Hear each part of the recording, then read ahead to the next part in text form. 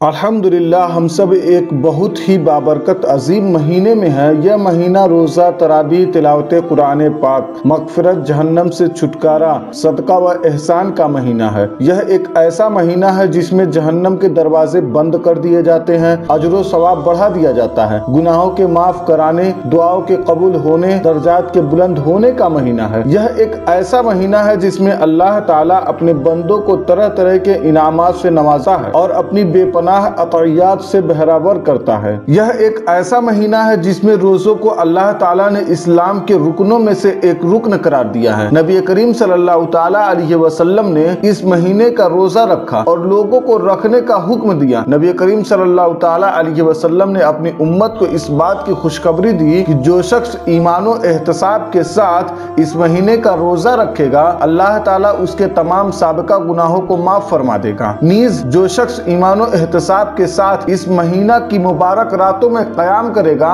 اللہ تعالیٰ اس کے بھی گناہوں کو معاف فرما دے گا۔ اور اس مہینے میں ایک رات ایسی بھی ہے جو 1000 مہینوں سے بہتر ہے۔ تو نامراد ہے وہ شخص جو اس مبارک مہینے کی نیکیوں سے محروم رہا۔ اس لیے ہمیں چاہیے کہ ہم اس بات کا پختہ ارادہ کریں کہ روزہ تراویح کا اہتمام کریں، بھلے کاموں میں سبقت کریں اور تمام گناہوں سے سچی توبہ کریں گے اور بھلائیوں کا حکم دیں گے اور برائیوں سے روکیں گے، آپس میں نصیحت اور تعاون کریں گے۔ روزہ رکھنے میں بہت سے فوائد ہیں اور اس میں اللہ تعالیٰ نے بہت سی حکمتیں مقدر کر رکھی ہیں۔ ان میں سے نفس کو تکبر، گھمنڈ، بخل جیسے برے اخلاق سے پاک کرتا ہے، صبر، بردباری، سخاوت جیسے اچھے اوصاف سے آراستہ و مزین کرتا ہے۔ روزہ رکھ کر بندہ نفس سے جہاد کرتے ہوئے ان باتوں کی جستجو اور تلاش میں جد و جہد کرتا ہے جو اللہ کی رضا و خوشنودی اور اس سے قرب کا باعث بنے۔ روزہ کے فوائد میں سے ایک فوائد یہ بھی ہے کہ بندہ کو اس کی ذات، اس کی ضرورت و کمزوری اور اللہ کی طرف اس کی محتاجی سے آشنائی کراتا ہے۔ نیز اللہ تعالیٰ کی بندوں پر بہت سی نعمتوں کو یاد دلا کر ان کی توجہات کو اپنے غریب و محتاج بھائیوں کی طرف مبذول کراتا ہے، جس کے نتیجے میں بندہ اللہ تعالیٰ کے انعامات کا شکریہ اپنے اوپر واجب کر لیتا ہے اور ان نعمتوں کو اللہ تعالیٰ کی اطاعت و فرمانبرداری کے راستے میں نیز اپنے غریب و محتاج بھائیوں پر احسان کرنے میں خرچ کرتا ہے۔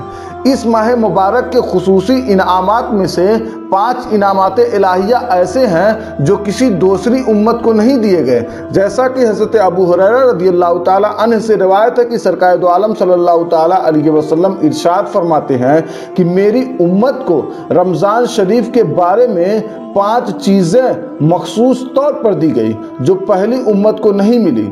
پہلا یہ ہے کہ ان کے منہ کی بدبو اللہ کے نزدیک مشک سے زیادہ پسندیدہ ہے۔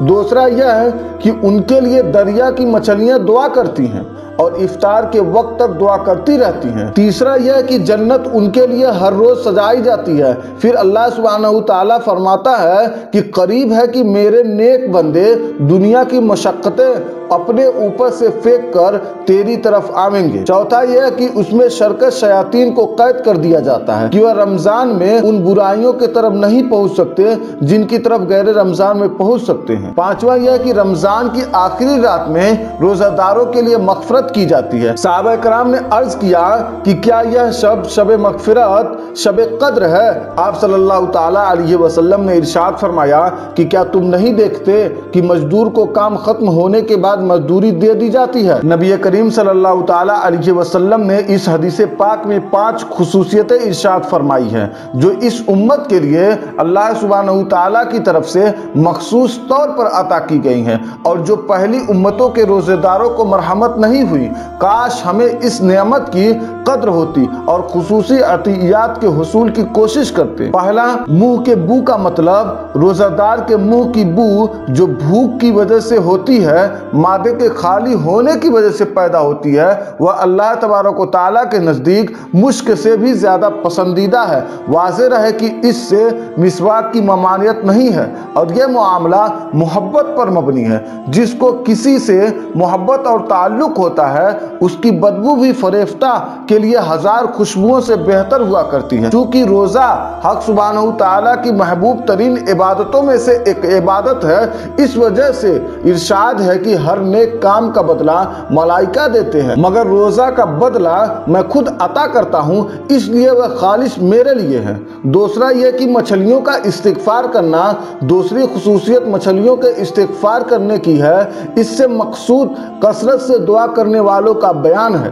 متعدد روایات میں یہ مضمون وارد ہے کہ بعض روایات میں ہے کہ ملائکہ بھی روزہ داروں کے لیے استغفار کرتے ہیں۔ گویا کہ روزہ دار کی محبت اتنی عام ہوتی ہے کہ آس پاس رہنے والوں ہی کو نہیں بلکہ دریا میں رہنے والے جانوروں کو بھی ہوتی ہے، چنانچہ وہ بھی دعا کرتے ہیں، گویا اس کی محبت خشکی سے متجاوز ہو کر سمندر تک پہنچ جاتی ہے۔ تیسری خصوصیت جنت کا سجایا جانا ہے۔ یہ بھی بہت سی روایات میں وارد ہے کہ بعض روایات میں آیا ہے کہ سال کے شروع سے ہی رمضان کے لیے جنت کو آراستہ کیا جاتا ہے۔ قاعدے کی بات بھی یہی ہے کہ جس شخص کی آمد کا جس قدر اہتمام ہوتا ہے اتنا ہی پہلے سے اس کا انتظام کیا جاتا ہے، چنانچہ۔ اور چوتھی خصوصیت شرکت شیاطین کا قید ہو جانا کہ جس کی وجہ سے گناہوں کا زور کم ہو جاتا ہے۔ رمضان المبارک میں رحمت کا جوش اور عبادت کی کثرت کا تقاضا تو یہ تھا کہ شیاطین بہکانے میں بہت ہی انتھک کوشش کرتے اور ایڑی چوٹی کا زور ختم کر دیتے،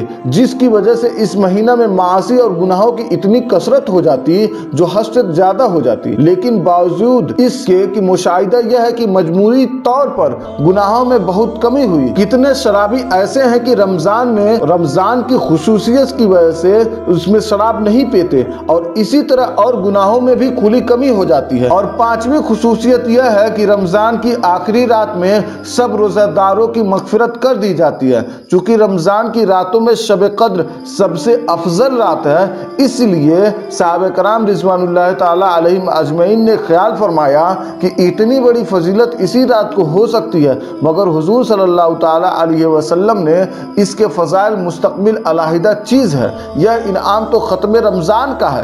اللہ تعالی ہم سب کو اخلاص کے ساتھ روزہ رکھنے، تراویح پڑھنے اور اللہ تعالی کے حکم پر عمل کرنے کی توفیق و رفیق عطا فرمائے۔